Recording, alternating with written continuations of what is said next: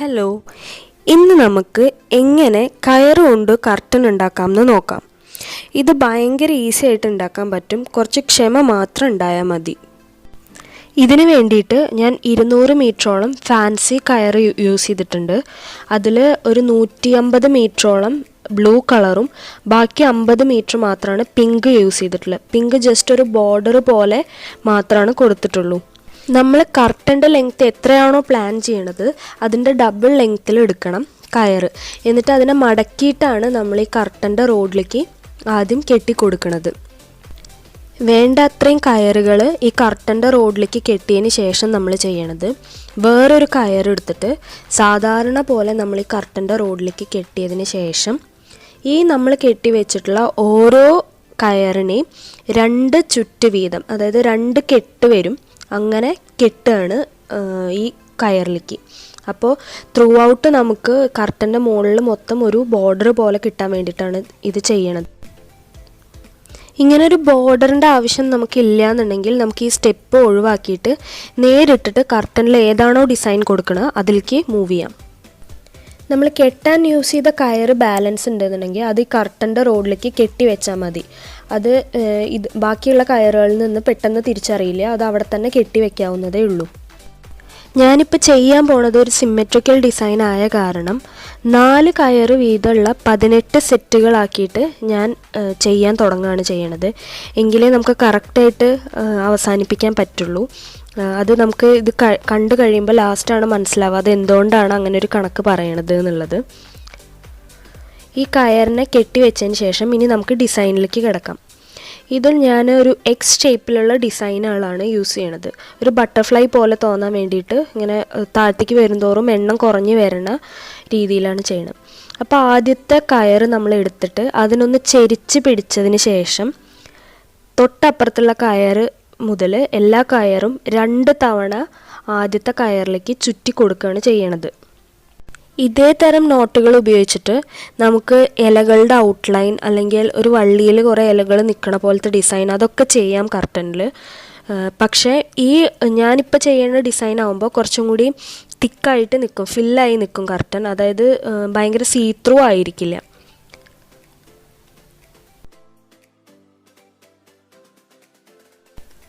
നാല് റോപ്പ് കൊണ്ട് 2 കെട്ട് വീതമാണ് നമ്മൾ ആദ്യത്തെ കയറിലേക്ക് ഇട്ട് കൊടുക്കുന്നത്. അങ്ങനെ 4 റോപ്പ് കഴിഞ്ഞാൽ നമ്മൾ ഈ ബട്ടർഫ്ലൈൻ്റെ അടുത്ത സൈഡ്, അതായത് ഈ എക്സ് എന്ന് വരുന്ന ഏകദേശം എക്സ് മോഡലിലാണ് ഇത് വരിക. അപ്പോൾ അതിൻ്റെ അടുത്ത സൈഡ് നമ്മൾ ചെയ്ത് തുടങ്ങണം.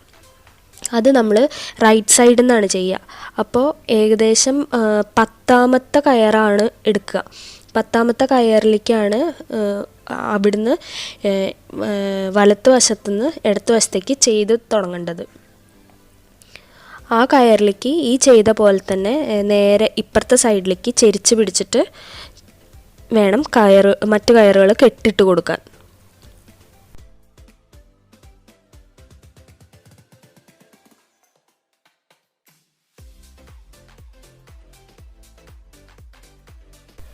ഏറ്റവും മുകളിൽ മാത്രം നമ്മൾ ഈ എക്സിൻ്റെ ക്രോസ് വരുന്ന ജോയിനിങ് പോയിന്റിൽ നമ്മൾ 2 സൈഡിലത്തെയും കെട്ടാൻ ഉപയോഗിച്ച കയറുകൾ തമ്മിൽ ഒന്ന് കെട്ടുന്നുണ്ട്.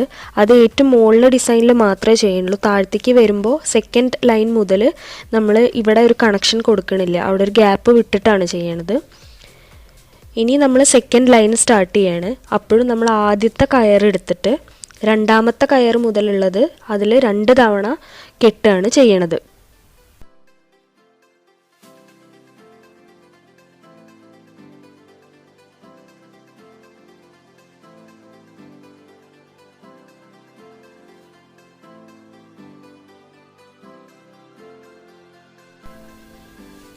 ഇതേ സെയിം പ്രൊസീജിയർ 2 സൈഡിലായിട്ടും 3 ലൈൻ വരുന്ന രീതിയിൽ ചെയ്യണം.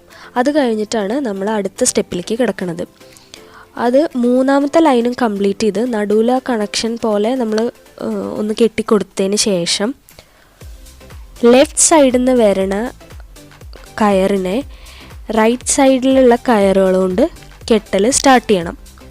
അപ്പോൾ നമ്മൾ ഏറ്റവും മുകളിൽ ചെരുവ് വരുന്നിടത്തിൽ നമുക്കൊരു സ്ട്രെയിറ്റ് ലൈൻ കയർ ഇങ്ങനെ കാണുന്ന പോലത്തെ ഒരു രീതിയിൽ ഇവിടെ കിട്ടണം.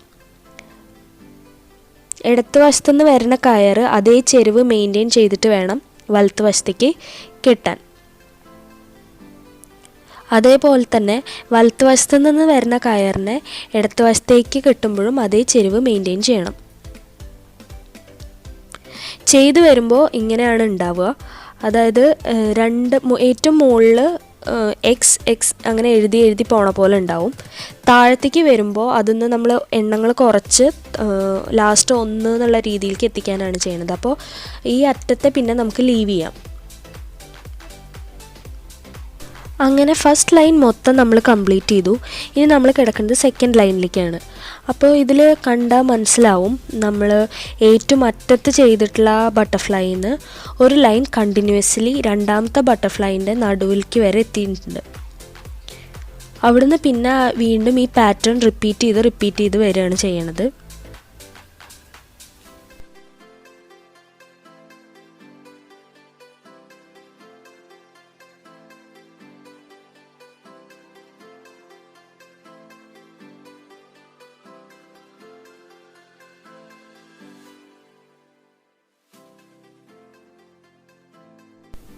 ഇപ്പം നമ്മൾ സെക്കൻഡ് ലൈനും കഴിഞ്ഞ് തേർഡ് ലൈനാണ് ചെയ്തുകൊണ്ടിരിക്കുന്നത്.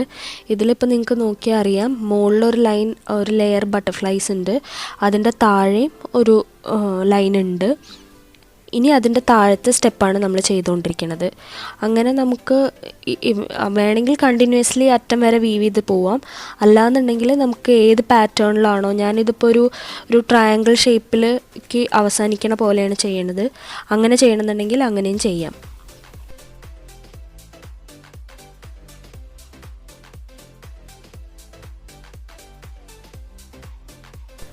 ഓരോ ലൈൻ കഴിയുമ്പോഴും നമ്മൾ 2 സൈഡിൽ നിന്നും ഓരോ പോർഷൻ വീതം ലീവ് ചെയ്തിട്ടാണ് വരുന്നത്.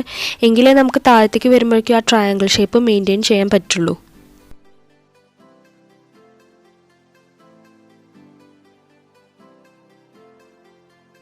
ഇതിൽ നമ്മൾ ഒരു കാര്യം ശ്രദ്ധിക്കേണ്ടത് എന്താണെന്ന് വെച്ചാൽ, നടുവിലെ ഭാഗങ്ങളിൽ വരുന്ന കയറുകളാണ് ഏറ്റവും കൂടുതൽ നോട്ടിടുന്നത്. അപ്പോൾ നമ്മൾ ബാലൻസ് വെക്കാൻ ഉദ്ദേശിക്കുന്ന കയറ് നമുക്ക് കുറവാണ് വരുള്ളൂ.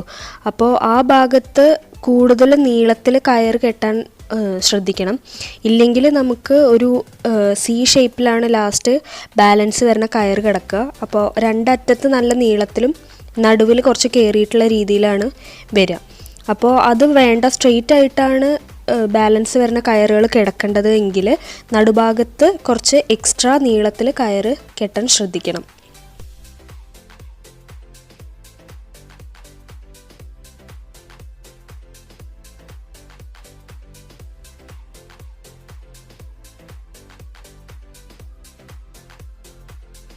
ഇതിപ്പോൾ നമ്മൾ ഓൾമോസ്റ്റ് ലാസ്റ്റായി. ഇപ്പോൾ അതിൽ കണ്ടറിയാം 4 എന്ന് കാണാം, 4 ബട്ടർഫ്ലൈ കാണാം, 3 കാണാം. ഇപ്പം നമ്മൾ 2 എണ്ണം ഉള്ളതിലത്തെ രണ്ടാമത്തെ ചെയ്തുകൊണ്ടിരിക്കുകയാണ്. അങ്ങനെ ഇനി ഏറ്റവും ലാസ്റ്റ് 1 മാത്രമാവും. അങ്ങനെയാണ് നമ്മളിതിപ്പോൾ അവസാനിപ്പിക്കാൻ പോണത്. അതിനുശേഷം ഈ കയറുകൾ നമുക്കിതിപ്പോൾ കണ്ടാലറിയാം ഒരു അങ്ങോട്ടും ഇങ്ങോട്ടും ഒക്കെ ആയിട്ടാണ് നിൽക്കുന്നത്. അപ്പോൾ അതൊന്ന് വൃത്തിയായിട്ട് കിടക്കാൻ വേണ്ടിയിട്ട് നമ്മൾ ഈ കയറിൽ ഓരോ കെട്ടിട്ട് കൊടുക്കുന്നുണ്ട്. അങ്ങനെ നമ്മുടെ ലാസ്റ്റ് ബട്ടർഫ്ലൈയും കംപ്ലീറ്റ് ആയി. ഈ കംപ്ലീറ്റ് ആയിട്ട് നമുക്ക് ഇങ്ങനെ തന്നെ ഇടാം, പക്ഷേ ഇതിൽ ഈ കെട്ടുകൾ ടൈറ്റാക്കാൻ വേണ്ടിയിട്ട് ഒന്നും കൂടി ഈ എല്ലാ ലാസ്റ്റ് അവസാനിക്കുന്ന ബട്ടർഫ്ലൈൻ്റെ അറ്റഭാഗങ്ങൾ ഒരു കെട്ടും കൂടി ഇട്ട് കൊടുത്ത് നന്നായി ടൈറ്റാക്കുകയാണ് ഇപ്പോൾ ചെയ്യണത്. അതിൻ്റെ ഒരു സ്റ്റെപ്പ് ഞാൻ കാണിച്ചു തരാം. ഇങ്ങനെ കെട്ടി നന്നായിട്ട് മുറുക്കി ടൈറ്റാക്കി കെട്ടണം. അതൊരിക്കലും അവിടുന്ന് പെട്ടെന്ന് പോരാതിരിക്കാൻ വേണ്ടിയിട്ടാണ് അങ്ങനെ ചെയ്യണത്. അതിനുശേഷം നമ്മൾ ഈ കർട്ടനിൽ മൊത്തം കെട്ടുകൾ ഇടുന്നുണ്ട്. ആ കെട്ടുകൾ ഇട്ടിട്ട് ആണ് നമ്മൾ കർട്ടൻ തൂക്കാൻ പോണത്. എങ്കിലേ ആ താഴത്തേക്ക് കിടക്കുന്ന കയറുകൾ വൃത്തിയായിട്ട് കിടക്കുള്ളൂ. താഴത്തേക്ക് കിടക്കുന്ന ബാലൻസ് വരുന്ന കയറുകളിൽ നോട്ടിട്ടതിന് ശേഷം കർട്ടൻ ഡിസ്പ്ലേ ചെയ്യുമ്പോൾ ഇങ്ങനെയാണ് ഉണ്ടാവുക. അത് നമുക്ക് കർട്ടൻ്റെ ലെങ്ത്ത് എത്ര വേണോ അതിനനുസരിച്ചിട്ട് കയറിൻ്റെ നീളം കൂട്ടിയിട്ട് എടുത്താൽ മതി. അപ്പോൾ അത്രയും നീളത്തിൻ്റെ ഡബിൾ ലെങ്ത്ത് എടുക്കണം എന്നുള്ളത് ശ്രദ്ധിച്ചാൽ മാത്രം മതി. ഞാനിതിപ്പോൾ അത്ര ഹൈറ്റ് ഇല്ലാത്തൊരു കർട്ടൻ, ഒരു ഷോർട്ട് കർട്ടനാണ് എടുത്തിരിക്കുന്നത്. അപ്പോൾ ഇതാണ് നമ്മുടെ കർട്ടൻ്റെ ഫൈനൽ ലുക്ക്.